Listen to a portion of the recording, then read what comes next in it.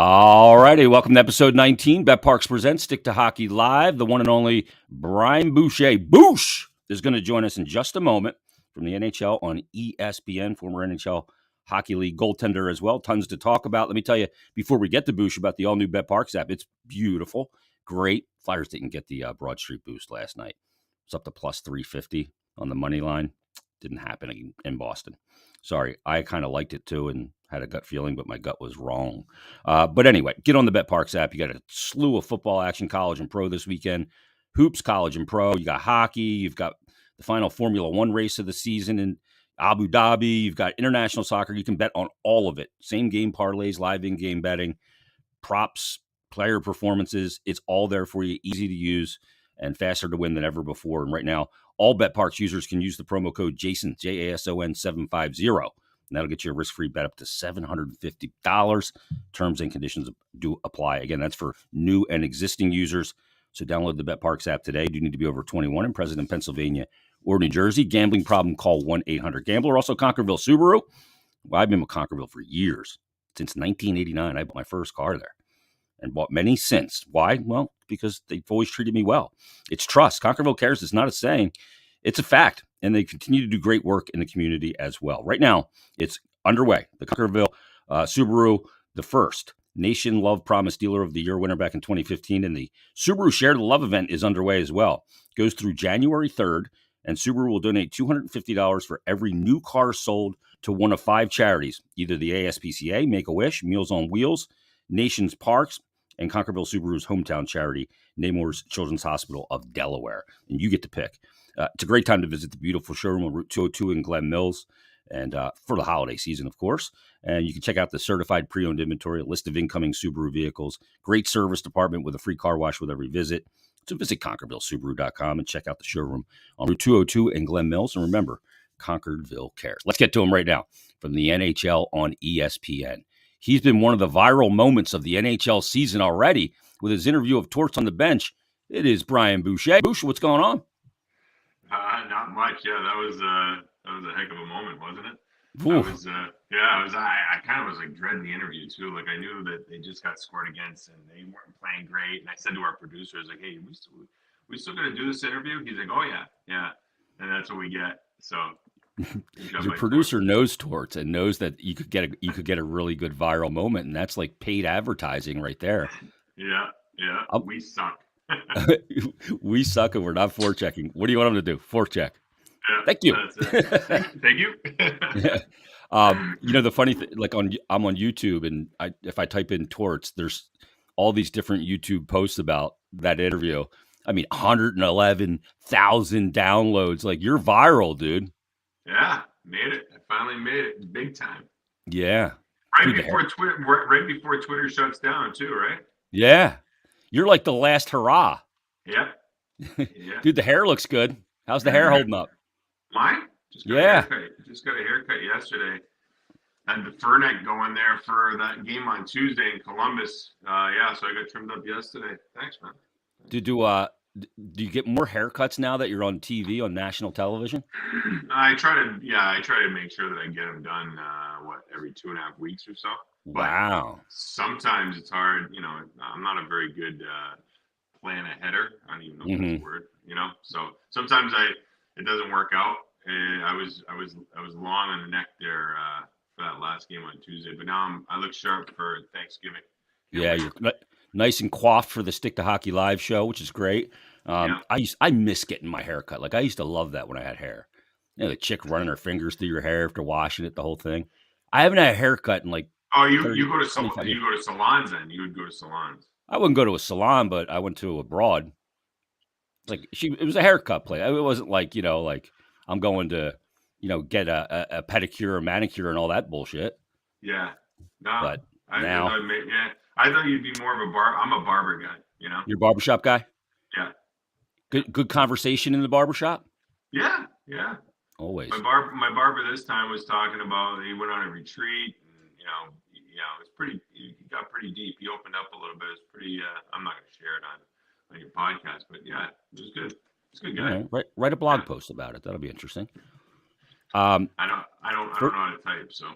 Yeah. First of all, the masks at the new house there, the way you've displayed them, was there Yeah. 9 masks there? They're fucking beautiful, man. That's a great mount job by you. Did you get out the Thank you. level, Boosh? Oh yeah, yeah. That's all. That was all me. I didn't hire anybody to do that. That's all me. And I'm missing some masks, and I don't know where they are. Like the Flyers mask that I wore in 2010. 09, 10. Yeah, I'm using that right now because I'm actually playing goal again. So I'm using that. This is the one from my rookie year. I'm missing the Coyotes original, the Kachina. I'm missing that one. I don't know Mhm. where it is, and I'm missing my backup Hurricanes mask. And then I got some that I'm putting in the garage just because I ran out of room here. So yeah. Are they all Bauer masks, Boosh? No, this one's a Warwick. This Warwick? I tried a Warwick mask. It didn't fit great. It's light, it's nice, but it just didn't. It was tight around my cheeks. It Yeah, kind of those hurt. ones kind of So come down like this, a little tighter around the chin, too. yeah, it's a good looking mask though. I like it. Like Nabokov used to wear it, and Mhm. the back was a little weird too. Something that I couldn't get used to. But it was way lighter than the iTech Bauer mask. I kind of didn't know if it was safe at first. I was kind of like, man, I kept saying to my equipment guy in San Jose, "You sure this is safe?" He's like, "Oh yeah, Yeah. yeah." And I was like, "I don't know, man." So, You're like, "Did you see the puck get lodged in my mask from Scott Gomez? Is this oh, thing safe or not?" can you see it? Can you? Let me adjust. Can you see it? You see it Yeah. over there? Yeah. That's the Oh, cage yeah, right yeah, there there's the cage. with the Yep. puck in it. Yeah, Yeah. Is that the yeah. real puck or is that just a prop puck? No, it's a real puck. Let me get it. Hold on. That's great. Oh Look my at god, just lodged in there. see that? Holy cow. Yeah. That's unbelievable. Look at the middle bar bent out like that. Oof. What a Stop right away. Stop right freak away. show moment for you right there, huh? Yeah. So you're playing goal again, Boosh? How did this happen? I Yes. know you were skating out, but now you've donned the pads again? I have, yeah. I got asked. I played this past Sunday, and it was a Hall of Fame game in Toronto. But don't ask me about that. It was demoralizing. It was terrible. Did Luongo score on you? No, he didn't. I didn't play the second half. We had a university. I gave up 5 goals in the first period. I gave up a goal 29 seconds in. Renberg scored on me, and it was demoralizing. Truthfully, I thought I was ready to go. Like I felt good. I'd skated a bunch of times, and I'm like, yeah, I feel great. And it just, I got torched. And so we had this university goalie who was like another goalie, and the other guy was Corey Schneider, who's still playing in the American League. So I was like, Yeah. That how ain't fair right. is that? I'm like, Yeah, that's guy's still bullshit. playing pro hockey, yeah. And so we had this extra goalie, and I said to him, I said, hey, you want to play? He's like, oh my god, I'd love to. I said, get in there. I was like, I've had Yeah. all of the beer. You Yeah, know? games like that. I showed up at one of those charity games playing for a team against the Flyers alumni, and I'm in the Yeah, room before the game, and Eric Ty was putting it together, and I go to him, I go, dude, where's the other goalies? He goes, what do you mean? He goes, you're it. I go, dude, you're going to put me out there for 3 periods against these guys? I'm playing with a bunch of shamads over here. And these guys, they don't just come, the alumni, they don't just come in the zone, shoot, and then leave. They yeah, move it around for like a half hour and just yeah, destroy it. I saw like yeah. 85 shots. I was like, dude, don't ever call me again. I was fucking dead. Yeah, well, I think they got a tough time getting people for that Hall of Fame game because I've been asked like 4 or 5 years in a row, and every year I've said no. And this year I was like, you know what? Maybe I'll do it. I was working on the summer. I felt good. I was like, I'm 45. If I don't do it now, I'll never do it. So I said, Yeah. sure, I'll do it. I worked it out and saw my son in Ottawa before and kind of, killed 2 birds with 1 stone.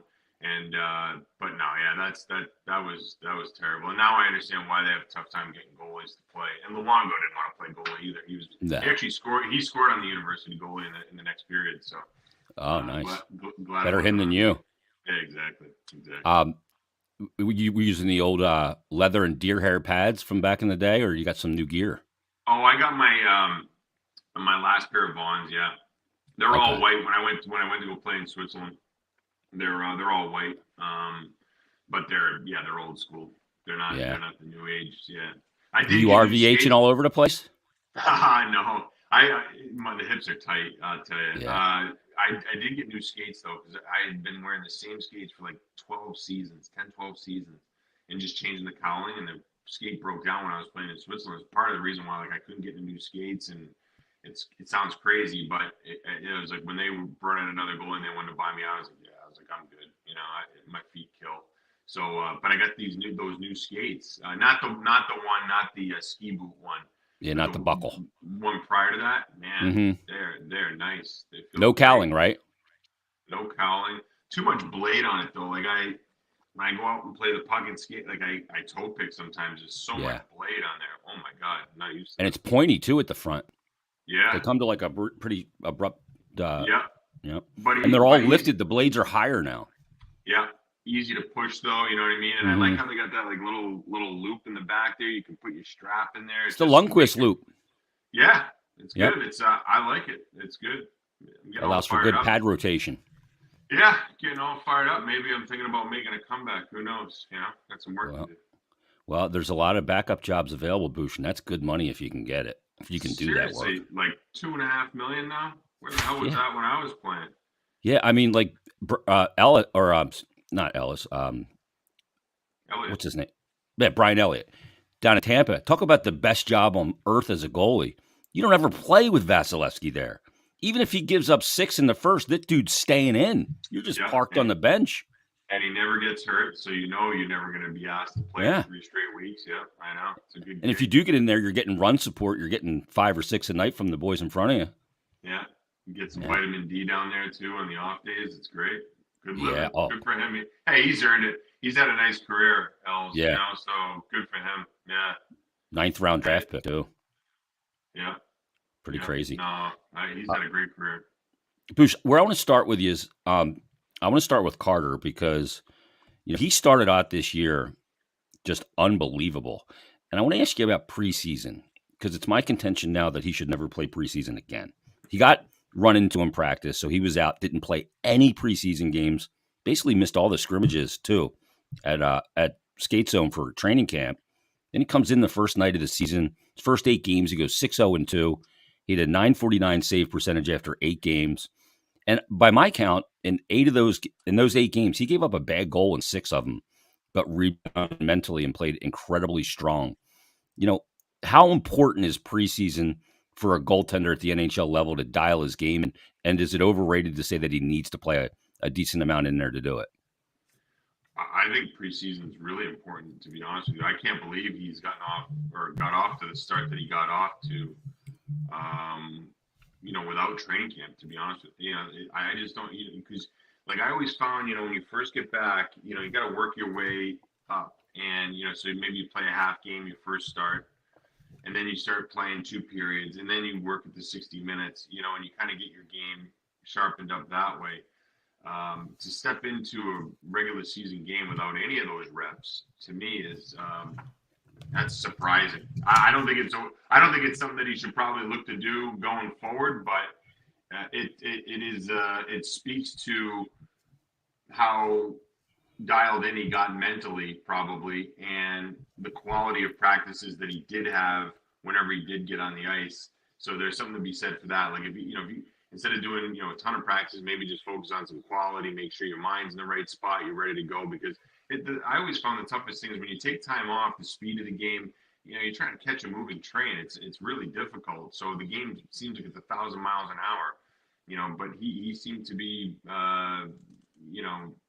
right where he needed to be and on point, which is truly surprising. And his play reading too. That's the thing that makes it difficult when you haven't played because your brain is chasing the play at all times.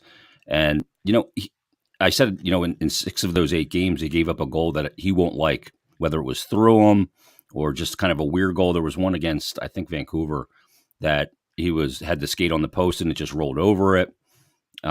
He had an overtime loss of 1-0 against the Rangers. But, I mean, he's played really well and rebounded. What have you seen different from him? Because to me, he looks a little more explosive in his movements, and the compete level seems a little higher in the sense that he's not just relying on his technical abilities. He'll abandon them a little bit quicker now and just compete to make a save. No, that's a good observation. I would agree with that, too. I mean, he's always had this quietness to his game that I think you appreciate, kind of like what we see in Carey Price. He's not. It's not an over activity in the crease that kind of makes you nervous, and you just know it's eventually going to end up in the back of your net. He's got a calmness to his game. With that calmness, it can be misunderstood or kind of misjudged for what looks like a lack of compete at times. But I think you're spot on. I think when he's had to be explosive, he has been. When he has to fight through traffic, he has done that. And it just looks like he's more in control of his game, which I think it's inspiring his teammates. Number one, I mean, when you see a goaltender in there compete and make reads that are on point, like, whoa, our goalie's going. So I think anytime you start a season, you want to get off to a great start. So obviously the motivation's there to do that. And he's gotten off to a really good start. The scoring chances, I think early on in the year, like the first 6 games or so, I think the scoring chances against were 20 plus a night the Flyers were giving up. So those victories that he had were goaltender wins. I think the Flyers are playing better now. I think the scoring chances have been cut in half, or less than half. So they're not getting the results, which means the game is funny that way, right? I mean, you go in, you steal wins, and probably games you shouldn't have won, you won, and now they're playing a little bit better. They're not getting the results, but as long as his play stays where it's at, that's a real positive sign for him in his career. Boucher, he's a high volume goaltender. Anytime he's had, I think, over 36 saves in a game, his record, I think, is 13-2. Talk about shot volume as a goalie, because I've always said it's tougher to see 22 shots in the game than it is to see 38. Mm-hmm. You'd rather the 38, even though that's counterintuitive. But were you that way as well, where you wanted volume to touch the puck and really feel like you were into the game? And because those long stretches without touching the puck and just kind of moving around, and your team exits the zone, that doesn't do you much good. Yeah, I mean, look, if you want to not give up a lot of volume, that's fine with me, as long as you go and get some run support. I mean, yeah, it's when you don't get the run support and it's still a 1-goal game, and then there's a grade A opportunity against, and it ends up in the back of your net. That's where it's frustrating. You'd be sitting there for 9 minutes with nothing, right? Yeah. Now, it's one thing if they go and get you 4 or 5, to play with. That's a different story. But yeah, I always like more shots. Look, you don't want to give up A+ quality for those shots. I mean, keep it to the outside, that type of stuff. I always felt better when I had more work that way. But builds confidence. It does. I mean, it just gets into the game. You're into the flow of the game. You're not. The thing about a goalie, this is like you can't go out and lay a body check. You know what I mean? There's only so much control you have in the game. You have to let the game come to you, and you don't know how it's going to unfold on a nightly basis. So there is an element of patience that you have to have in order to be successful. And I think it comes with experience. It comes with repetition. And so, yeah, I mean, if you can learn to manage those lulls in a game and not get worked up, you're going to have success. I mean, one of the best ever in the NHL, that we've ever seen, Marty Brodeur. I mean, he didn't have a lot of volume when it came to shots, and his team didn't score a ton either sometimes. And yet it was always having to lock it down. And that's why I really have a ton of respect for his career. And I've had goalie coaches tell me that, Martin Brodeur is overrated. He's not. I'm like, how do you say a guy that won? How many wins did he have? I think he won 3 cups. How many like career wins? Career wins? I'll look up. Yeah, it's unbelievable. Because Patrick was 551, right? I think, or I'm trying. He had to have been in the 600s. I don't know. You win that many games, give me a break. Come on. You play that many games, Jesus. Yeah, I mean that to me is to be able to handle those situations where maybe you're not getting a ton of work, but you stay dialed in and make sure you're ready for that potential grade A that's coming in a 1-goal game. That's unreal mental toughness. 691. In 1,200. Yeah, that's sick. Number 2 is Patrick Waugh, like you said, 551. So he's 140 ahead of him. Holy shit. Right. That's crazy. How can you say a guy's overrated when, come on, the result. I'd say he's rated right where he's supposed to be. I heard an interview with him too, Bush, and he said something really interesting because, he played on a team with low shot volume by relative terms. And and I was talking about this on today's Flyers Daily, actually, because as a goalie, you don't go to the bench, you don't have a seat and drink of water and have a recovery period. And that recovery period is also mental. And I remember Marty saying when the puck was down the other end of the ice, he had to almost check out mentally But as soon as the rush got outside the opposition blue line towards the red line, that's when he re-engaged mentally, started assessing who's got the puck. Is he fast? Is he going to go wide? Where's the left-hand shot? And started assessing all that. You have to have those mental breaks as a goalie, even when play's going on, if it's at the other end. You do, and I wish I would have known that little trick earlier. Maybe it would have helped me out, Because you get mentally gassed if you're sit there and you're engaged all the way at the other end. Unbelievable. I mean, it's so much pressure the whole game. And again, if you don't have run support, you're constantly having to stay sharp. I don't know that I never checked out when the play was down the other end of the ice. That's for sure. I mean, I felt like I was still very much on. But he's right. Then when the play comes center ice, you got to get refocused and start to get your reads and stuff and get your ice. But yeah, I mean, the fact that he was able to do that, that's probably why he was able to do what he was able to do. I mean, he played a lot of hockey every single year, 70 plus. He was a workhorse. And I think he also, for the lack of work that he got in the shot department, he certainly made up for it in his puck handles. That's another way for a goaltender to stay engaged and sharp. Yeah. And I think he really enjoyed making plays to his defensemen so that they could break out cleanly. He seemed to take a real pride in that. Yeah, that I thought that was really interesting when he said that. And he was so economical in movement too, like just so chill. It was like the heart rate wasn't over 50 beats per minute. Like I remember, like he wouldn't, if a puck was, his defenseman was taking a puck behind the net, a lot of goalies will shuffle over hard, grab that other post. He would just turn. Chill. He was just, okay, I'll go over here. You know who was like that too was Mickey Kiprusoff. Kipper was the same way. He was a freak show, wasn't he? I think Kipper would actually just get on, like he'd bend over and just put his elbows on his knees. Like he just was like, it's all good. But, I know he's got it. No problem. Yeah. You're right. Whereas I was like, it's super glove up. And, making sure that, just in case it's a turnover. Yeah. But you're right. That type of energy, it takes energy to have that. So it does sap you over time. And take that, and now imagine if you're like that in the morning at morning skate, and all day long you're on. You know what I mean? Like it's draining. And when you get to game time, sometimes you just don't have the energy you need to play. So the guys that can manage that, those are the ones that end up playing a lot and end up being great. And it's not easy to do. Yeah, it's an efficiency with their energy. I'm doing my thesis, Boucher, for my doctorate.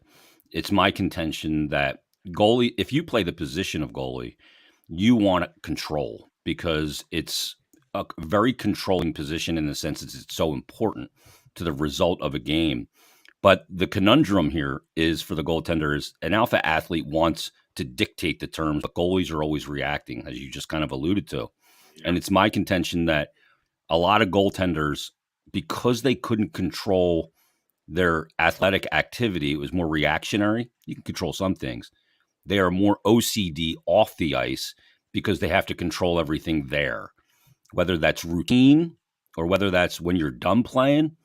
You have these rigidity of control because as the one thing that you did as an alpha athlete, you didn't have control. You buy into my thesis? I do. I can relate to it 100% because, I always felt like my preparation was something that you're right, I 100% had control of that. And if I did what I was supposed to do, it would give me the chance to be successful that particular night. And if I didn't control what I could control, now I left it up to chance. And that's a bad feeling. And that's how you lose confidence, right? Mm-hmm. So you're right. I agree with your thought process there. I think you're onto something. And it's, I think I have that issue. Like I have certain things that I want to control in my life. Like I want to make sure that I'm on it. And, you have a tough time trusting that somebody else can do it. You know what I mean? Like I feel like I can do it better than somebody else. If I'm delegating responsibility, it could be all, house stuff. It could be, you know what I mean? Like and you end up going, I'll just do it. Yeah, I'll do it. Because it'll be done right. But in the end, like even like with your children, you want them to learn stuff, and you've got to have the patience to sit down and try to teach them instead of getting aggravated over the fact that you know that you can do it better. Like, I think that's something that I've tried to learn as a parent, to let them do stuff and try to be patient and teach them what I want them to do, and understand that they're going to make mistakes. But yeah, you're right. For somebody that is definitely an A-type personality, it's a difficult thing to do, to give up that control. I'm the kitchen cleaner here, and I had my son Evan, who's 16, going to be 16 in a month, empty the dishwasher one night. And like when I put the silverware away, the little spoons go with the little spoons, big spoons with the big forks, little forks. I think he just took the silverware thing out of the dishwasher and just dumped it in the fucking drawer. I was like in hell. I'm like, oh my God, dude, never again. I mean, it's funny you say that about just today. I was the dishwasher. I always load the dishwasher. My wife empties it. But when she empties it, she puts the where you put the silverware, she puts it in a different spot in the dishwasher every time, and I always put it back in another spot. And I said to her, I said, do you not realize that I like it here, right? She goes, well, then put it there. I said, well, no, I'm asking you to put it where I want it. Yeah, why do I have to move it every time? she's like, well, then put it there, It's just stupid, you know what I mean? Your wife and my wife need to get together. My wife walks into a room and there's 7 fucking cabinet doors open. She closes nothing. Not like her contact solution, the lid always up. I'm always closing it. I don't wear contacts and I'm closing it. Shampoo bottles, cabinets, she leaves every fucking thing she opens open. It's like a poltergeist in my house. Like I walk in the kitchen and there's 2 seconds later, there's 9. I'm like, what did you get? It's unbelievable. Oh man, yeah, but you're right. That's a great point about the control stuff, man. I never really thought about it, but for sure, that's you're onto something there. All right, Dr. Boucher can write the foreword to the thesis. Let me ask you, because I got this message, I got this DM from a guy, Flyer Squid, last night. He said, is it just me or does Hart seem to give up an inordinate number of breakaway one-on-one goals? He says he always seems to fall further and further into the net as the attack comes at him and never comes out to cut down the angle. I love his overall improvement. And I download the Bet Parks app if Hart gets scored on during this one-on-one. So that was just the end part.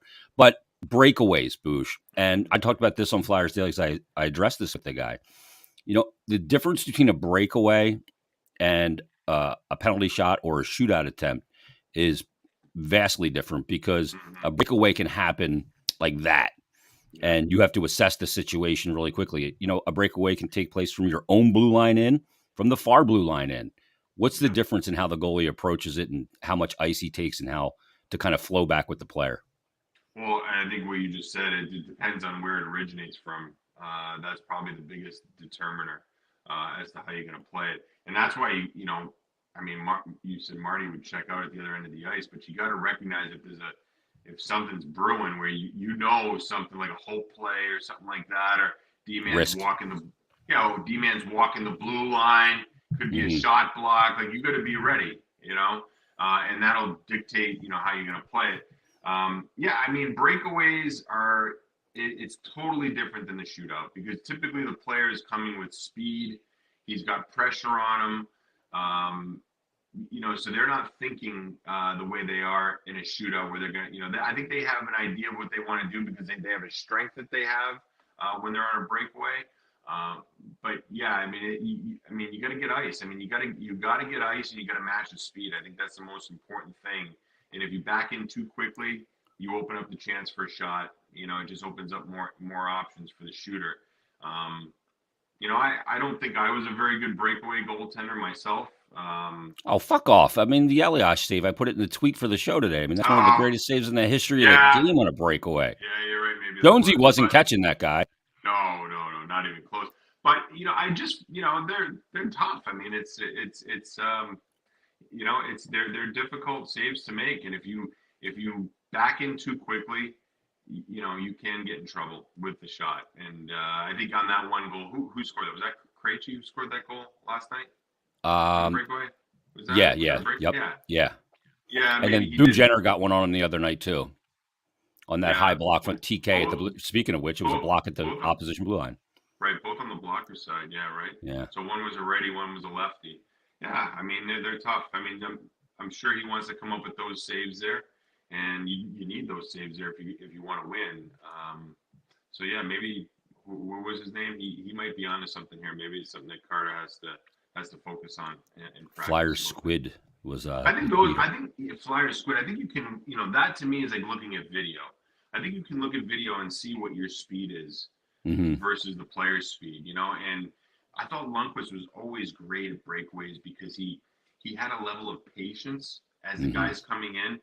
Don't start backing in too quickly, or too early. If you back in too early, now you give him too much net. So I think there's a level of patience where you show the shooter he's like, okay, shot's not, because he looks up and he's like, okay, shot's not going to be an option here. Yeah, there's no chance for shot here. So now I'm thinking deke, and then now you get going with your backward skating, and now you shut down the deke. So I think it's initially the patience to not start to retreat too quickly or too early. That to me is the biggest key.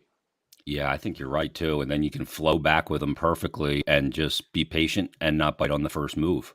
That's but think about it. If you hang in there a split second longer, it's a bad feeling. You get this feeling of a guy coming with speed, and you don't want to be caught flat-footed. You know? So just go around you. Yeah, but there's a level of patience that you have to have initially, and then you got to get going with the matching of the speed. What's like? You never played for Torts, but Torts. You worked with him last year. With him. Yeah. So, but you never played for him. What's it like for Carter? New head coach. It's Torts who comes with a lot of brim and fire, and we know what Torts is like. And I mean, he'll say sometimes like, I need to save for my goalie there, and all the elements of a very demanding coach. Now, he has said that he doesn't coach the position because he doesn't know anything about it. He leaves that to Kim Dillabaugh, which I think is a great buffer for Carter and Felix Sandstrom. But what's it like playing for a coach like Torts with that accountability factor?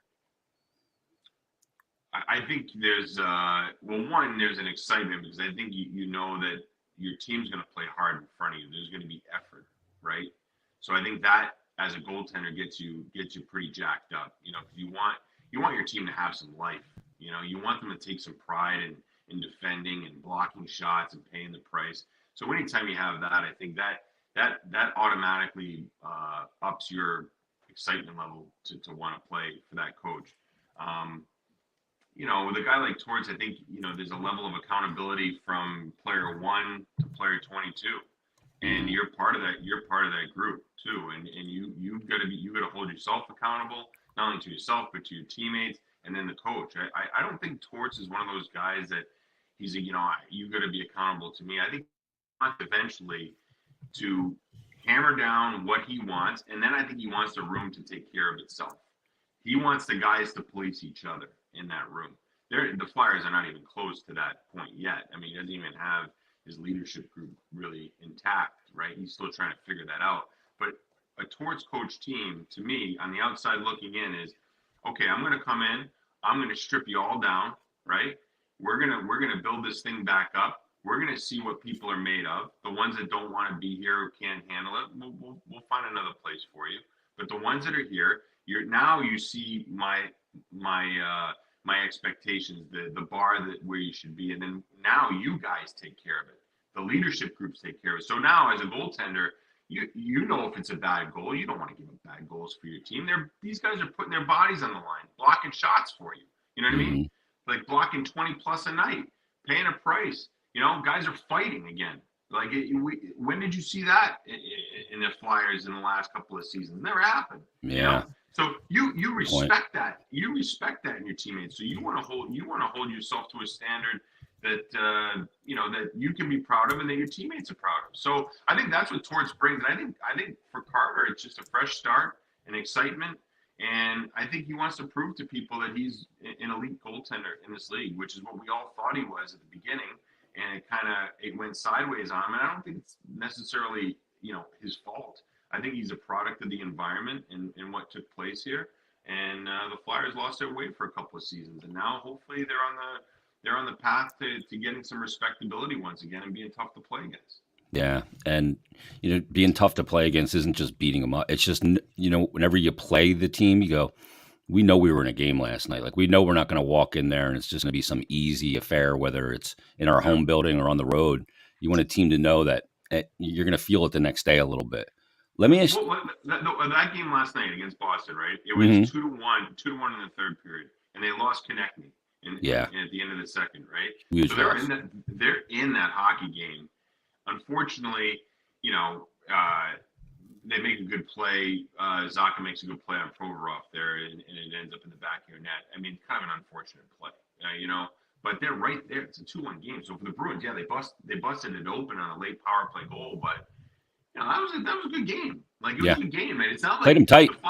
yeah, it's not like you're gonna go in there and you're gonna beat them 6-1 and they lay down for you and it's an easy night and it's cookie night for their players. I mean, that was a hard fought game. I think the Flyers should be proud of that. How about the frickin' one-time slap pass from Pasternak to DeBrusk? Jesus, I don't know how DeBrusk was able to I don't put either. that in. It wasn't like it'd be different if he was on the other side of the net and it was on, you know what I mean? And he just has to one touch it in the net, like Yeah, redirect it in. He was on a one timer side. So you got to time it and like put it in this way. I don't know how yeah. he's able to do it.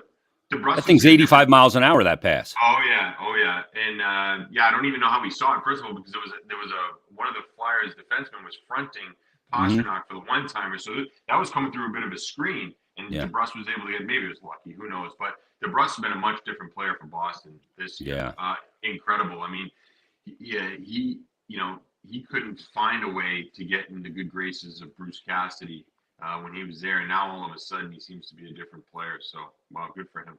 Yeah, Monty's done a good job up there. I mean, they're 15-2, 10-0 at home. They started out the year with no McAvoy and no Marchand. They got them both back now.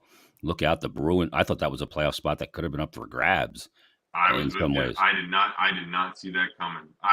At some point Bergeron has to get tired, doesn't he? I Ugh, mean, Jesus. At some point his play has to drop off. Like, come yeah, on. And even Krejci, I didn't have high hopes for Krejci coming back, but no. Taylor Hall. Forget about Taylor Hall. Like, he's a pretty good player. Like, I mean, we kind of like. I think It was a heart I winner. yeah. I think I kind of like just you know blew him off and was like, oh, this guy just, he's just riding it out. He looks to be re-engaged. So, and Charlie Coyle's in the right spot. He's a third line center all day, every Yep. day. He should not play up more than that. He's in the perfect spot, and they've got the teams. They play with some jam, and those older guys that I thought were going to fall off haven't fallen off. They're very good, very surprising to me. The reason why Taylor Hall falls in line is because of a player like Bergeron. Doesn't let guys do that. He's such a Yeah, freaking pro. yeah, And he certainly didn't get the memo about his age. And the thing about that team, too, I mean, they're really deep. And Boosh, they have so much identity. Like they know exactly what they are. There's yeah. no confusion at all in that locker room. No, and Lindholm's been great too. That Oh, that was an underrated trade last year. yeah. I always liked him in Anaheim. He was okay when he came over last year, but this year he's been lights out, especially in the absence of McAvoy. McAvoy. I think Grizzlick was out at the start of the year too, so Hmm. Carlo missed some time. So yeah, they're unbelievable, and they defend hard. And like you said, I think Bergeron is the guy that he's the guy that's running that ship. And I think that's the point that I'm trying to get at is like that's what Torts is trying to find. Like you get a guy like that that runs a. Jim Montgomery's not going in there and telling those guys what to do No. as far as their culture in the room. Come on, that's a great situation for Monty to step into to have a leadership group like that. Yeah, when Bergeron speaks up, everybody's got to listen. Hearing it from your peer is way more impactful. Boosh, Mm-hmm. is this the credit card bill finally due on the Washington Capitals and the Pittsburgh Penguins here? They're off to a scruffy start.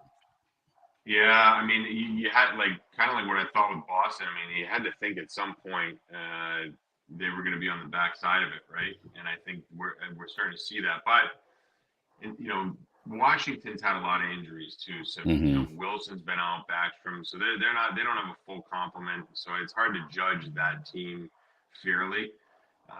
Pittsburgh, they got off to a good start though. Did they not? I Yeah, thought they won like the first four and or lost five, 7 straight. and then lost seven straight. So I'm not going to count them out because you got Crosby, you got Letang, Malkin when he feels like getting after it, he's a hell of a player. So I'm not going to count them out just yet. Just maybe they are showing a little bit of their age. How Uh, about how about the Devils? Because they finished 2 points ahead of the Flyers last year in the standings. They're a game back right now of Boston. I mean, they're 14-3. They've won 11 straight.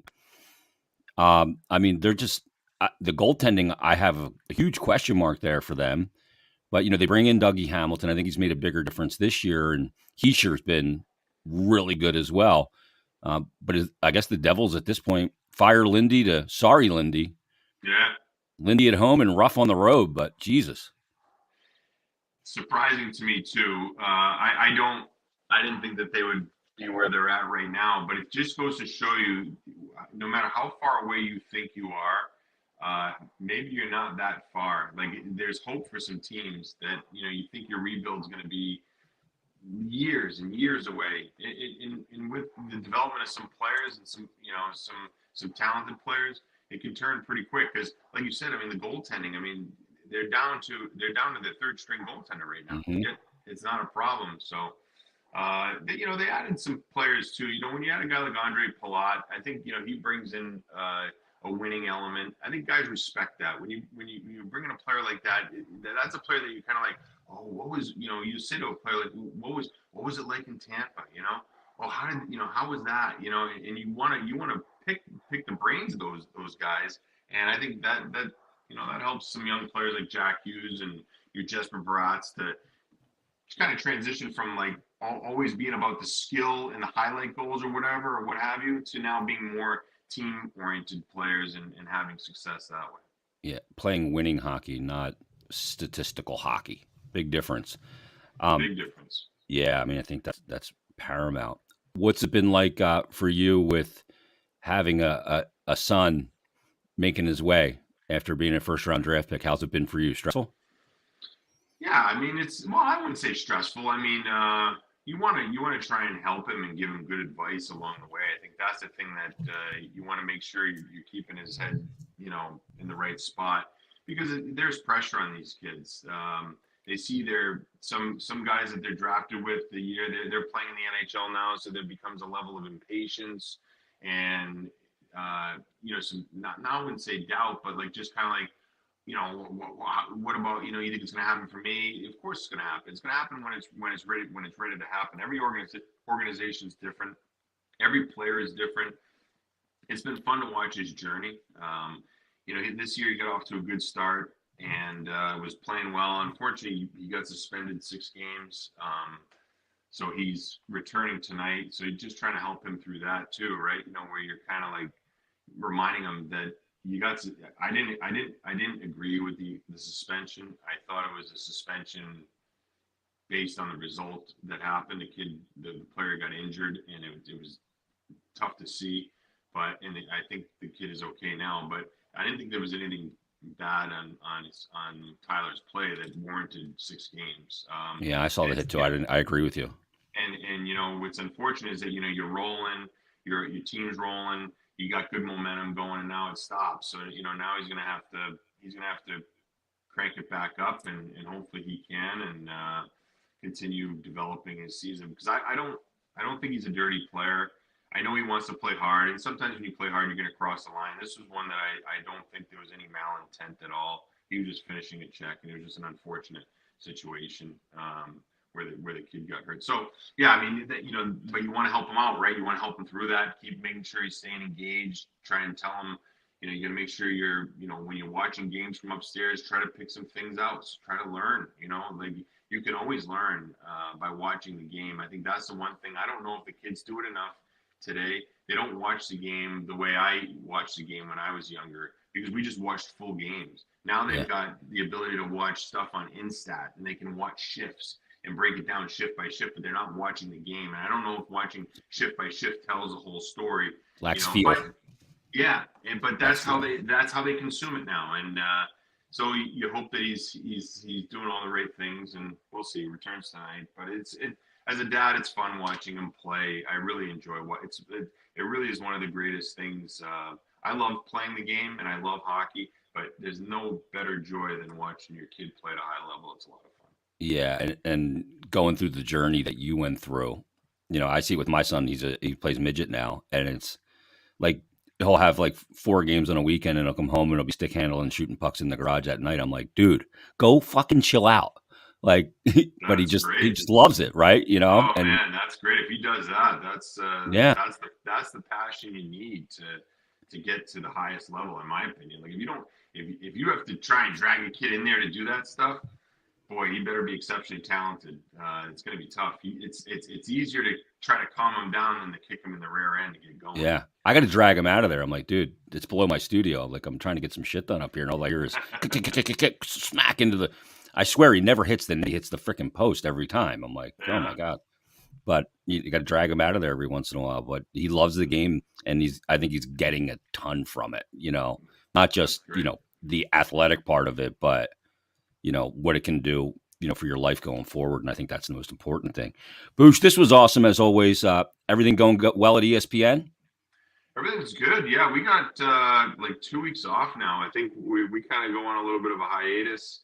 TNT, I think, does the Black Friday game. Yeah, so we're off. We're going to enjoy Thanksgiving.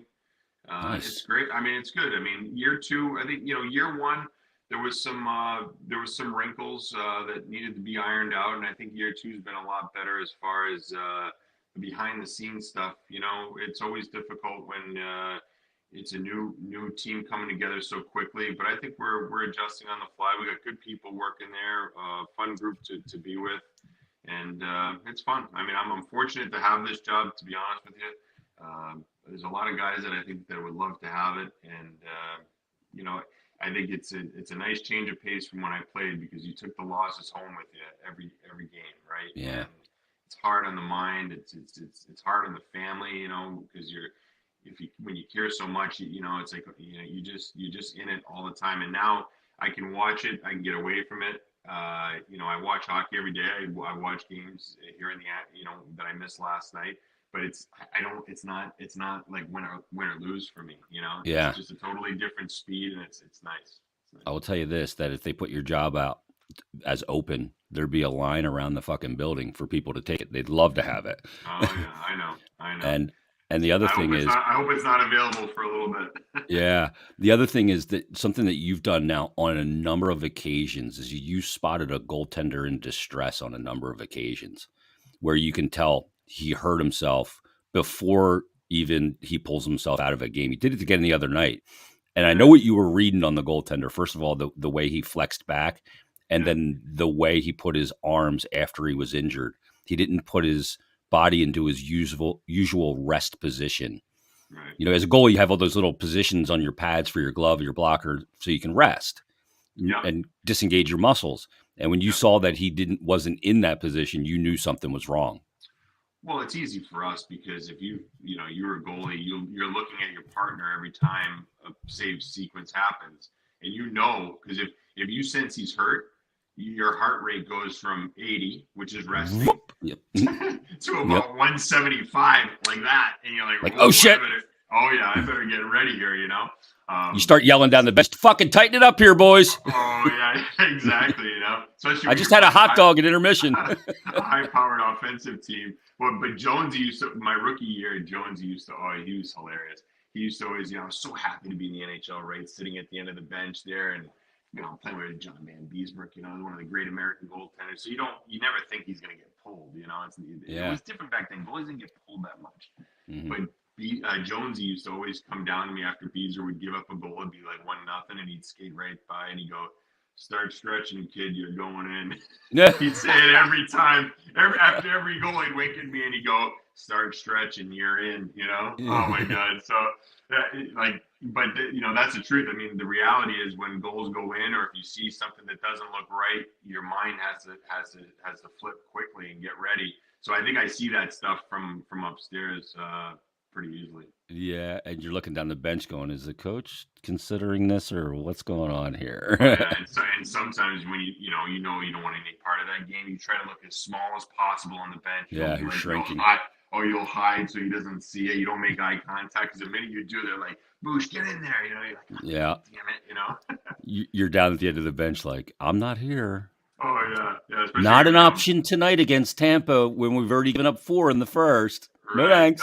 The one that I used to get nervous at was when you go to Detroit, and back in the day, oh my God, like the boards were like they were fast, and the team was so skilled. They were like ahead of their time. Datsuk and Iserman and Shanahan and all these guys. You just Lidstrom. When you didn't see your name playing that night, you were kind of like, oh, man, I'm mad I'm not playing, but really you weren't. You were like, thank God I'm not playing tonight. Stat saver. Statistical nightmare when you play there. So yeah, with a couple quick ones going there, you're like, oh boy, here it comes. And you're sitting on, and you're not on the bench, so you're not really engaged, and you're like, oh man, you can just feel it. It's a bad feeling. You're going, fuck, if Datsuk gets a breakaway, I'm going to look like a freaking idiot. Because that dude was ridiculous. Gross. Ugh. He was gross. Yeah, I couldn't even imagine the knots he could tie people and the goaltenders into. It was unbelievable. Yeah. Boucher, great work, man. Thanks for doing this. Enjoy the weekend. Enjoy the holiday with the family, and best of luck to Tyler and to you and yours. Best to your son as well. Happy Thanksgiving. We all have a lot to be grateful for, that's for sure. No question. Thanks, Bri. All right, buddy. See ya. There he is, Brian Boucher from the NHL on ESPN. Great stuff from Boucher, as always. Fantastic conversation. I hope everybody enjoyed it. And awesome stuff. Love it. BetParx app. Get it. It's a great weekend. You've got football coming up next week, too, for the holiday, for Thanksgiving. You've got football this weekend, college and pro. Huge college football weekend. You've got hockey. You've got hoops, college and pro. You've got Formula One. You got soccer. You got it all to get the action in on. And the BetParx app is the place to do it. That's what you got to do. Get the BetParx app. Player performances, same game parlays, live in-game betting, first to score, exact score, you name it. It is all there with the BetParx app. It's easy to sign up, fun to use, easy to use, and faster to win than ever before. So download the BetParx app today. You need to be over 21 and present in Pennsylvania or New Jersey. Gambling problem, call 1-800-GAMBLER. Also, we'll have another Broad Street Boost for you coming up next Wednesday. Flyers play the Caps that night, so it'll likely involve that game.